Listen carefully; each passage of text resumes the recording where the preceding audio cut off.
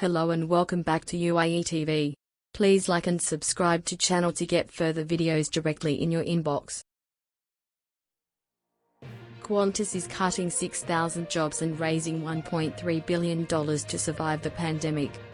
The cuts announced Thursday account for 20% of Qantas' total workforce of 29,000 people, according to the company. They will primarily affect the airline's corporate, ground and flight staff, while another 15,000 workers will remain on furlough until flying returns, it added. Jetstar, the company's budget carrier, will also be affected.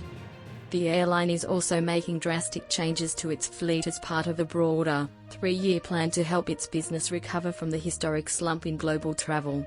Most of the carrier's international aircraft, or up to 100 planes, will stay grounded for a year, the company said. Its 6 Boeing BA-747 jumbo jets are also being retired 6 months ahead of schedule. The new measures are expected to help the company lower costs by $15 billion $10 billion, over 3 years. After that, it's targeting $1 billion roughly $686,000, in recurring savings each year. Qantas shares, which have fallen 41% this year, were halted from trading in Sydney on Thursday as it made the announcement. Its fundraising plan will involve offering an additional $1.36 billion about $933,000, worth of shares to institutional investors, at about a 13% discount to the stock's closing price Wednesday. The remaining $500 million will be sought through a separate share sale plan offered to existing investors. To lead the turnaround strategy, CEO Alan Joyce has also agreed to stay in his role through the end of the 2023 fiscal year. Right now, all airlines are in the middle of the biggest crisis our industry has ever faced, Joyce said in a statement. The impact will be felt for a long time. Australia's Services Union, though, argued Thursday that it was too soon for Qantas to slash jobs, and called on both the airline and federal government to protect workers' salaries.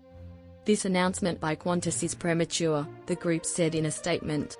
The Australian economy cannot afford a significant contraction of the aviation industry. Joyce said during the company's announcement that the crisis has left us no choice. The collapse of billions of dollars in revenue leaves us little choice if we are to save as many jobs as possible, long term, he said in his statement. We have to position ourselves for several years where revenue will be much lower. And that means becoming a smaller airline in the short term.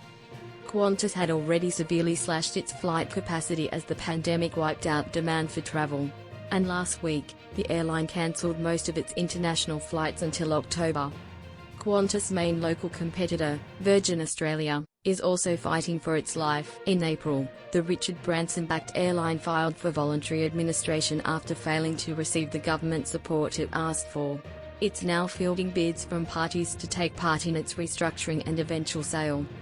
News that Qantas is grounding so much of its fleet points to its darkening outlook, even as Australia is being hailed as a potential destination for several proposed travel bubbles.